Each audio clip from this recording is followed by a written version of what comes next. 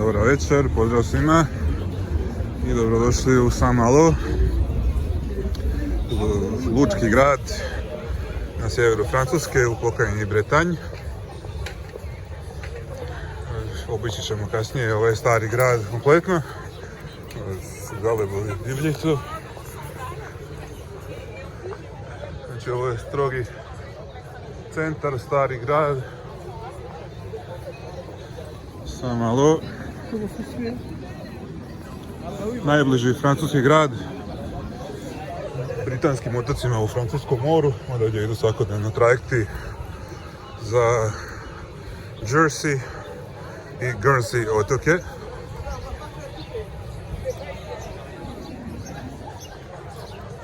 Ovo je gradska vijećnica, skroz ne loše.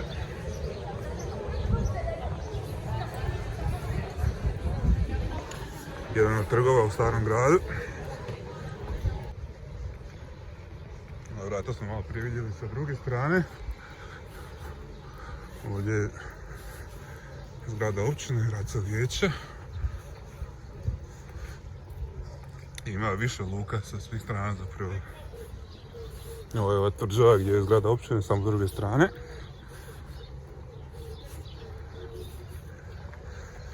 Turistički ured. I pogled na stari grad.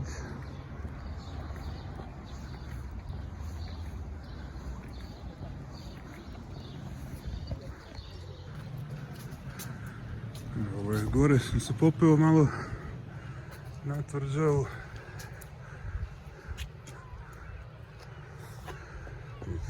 I zalazak sunca, a i ovdje se vide razlike, znači ovo sve čak nekoliko metara bude duboko tu more kad je plima. Sad je trenutno oseka i ovo isto ne znam što je, ali postane otok kad je plima. Uživajte još malo u ovim predivnim prizorima.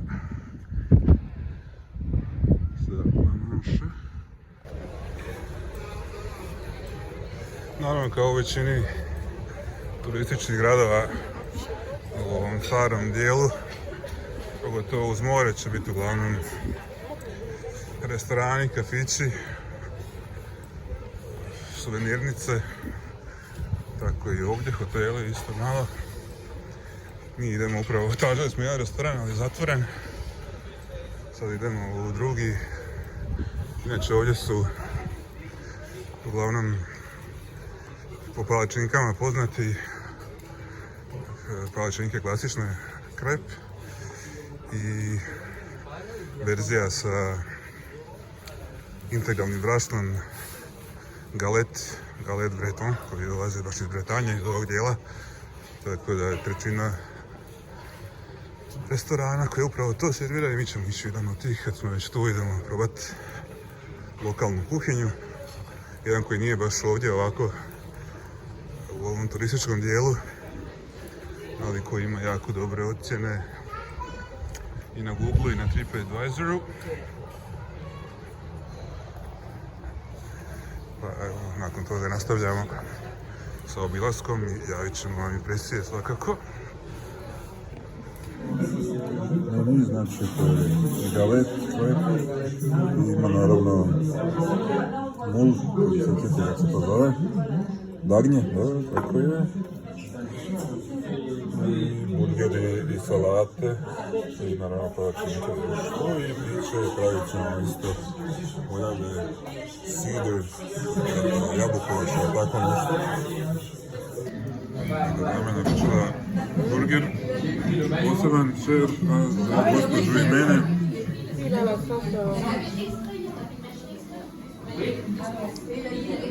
Nadamo se da je dobro, kao što izgleda, javit ću vam. Došli smo iz restorana, sat je, ovdje je još dan. Došli smo se još zapadnije od Pariza, pa i u Parizu je praktički još dan u ovo doba godine. Tako da je ovdje, pretpostavljam, još neki pola sata će biti do sumraka. Večera je bila fantastična.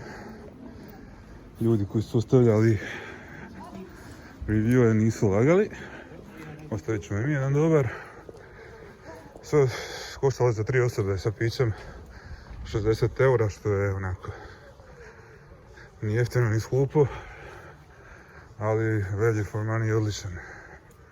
Zaista za tu kvalitetu sasvim ok cijena. Idemo još malo sad dovići ovaj stari grad. Policijski sat u Francuskoj je u 23 sata. Još ovaj vikend. I onda je gotovo s tim. Evo nas s druge strane, sa zapadne strane poluotoka na kojem se nalazi ovaj stari gradić. Vidimo se kako se more približava. I ovo je predivni zalazak sunca. A tamo se nastavlja grad. Dalje i na onu i na drugu stranu.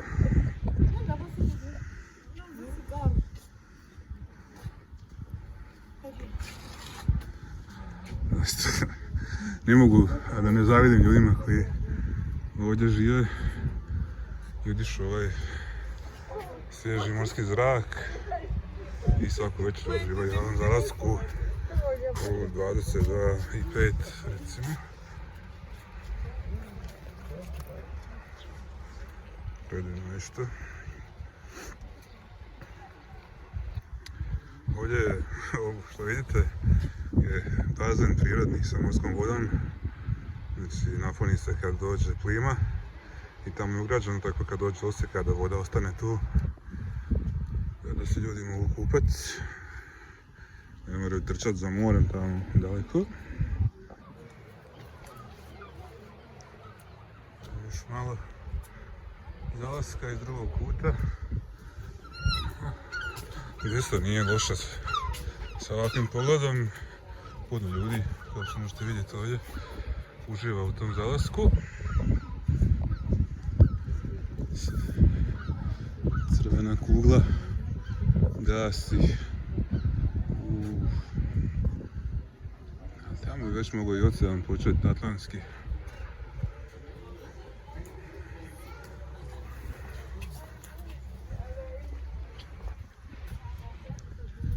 Još malo ovog predivnog jedinstvenog prizora.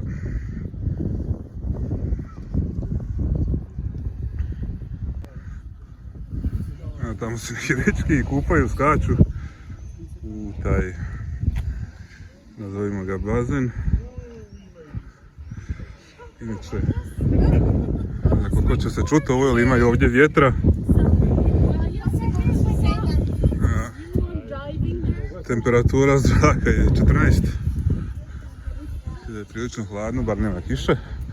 A temperatura mora je 18, pretpostavljam da je u tome bazenu koji stupanj ipak više, ali svaka im čast. Duše, ja sam to radio u njihovim godinama. Sad ne bi za ništa. Naravno, topovi su tu. Rekao sam, tu su engleski otoci, Jersey i Guernsey. Tako da su Englezi često pokušavali ovdje napadati.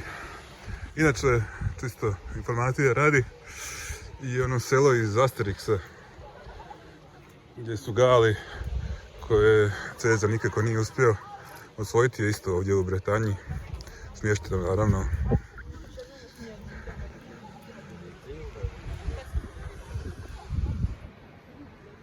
Ovdje smo došli sad do luke. S druge strane vidite trajekt, plaža. Uskoro ćemo zaokružiti ovaj poluotok na kojem se nalazi stari utvrđeni grad. Sam malo, kažem, grad se, kao što vidite, nastavlja tamo i dalje još. A ja ću vas ovdje pozdraviti za danas, nadam se da sam se svidio. Ovaj grad kojeg ste otkrili zajedno sa mnom, nisam nikad prije bio ovdje. Nastavljamo sutra putovanje, idemo u Rennes. Tako da se vidimo uskoro Želim ugodnu večeru i dan, zavisi da gledate ovo. I hvala vam na gledanju, pozdrav svima. Iako sam se već odjavio, ipak evo za kraj pogled na luku, na ovaj novi dio grada, gdje dolje je cesta koja spaja stari grad, poluotok sa kopnom i tamo s druge strane je škver. Još jednom hvala svima i vidimo se uskoro.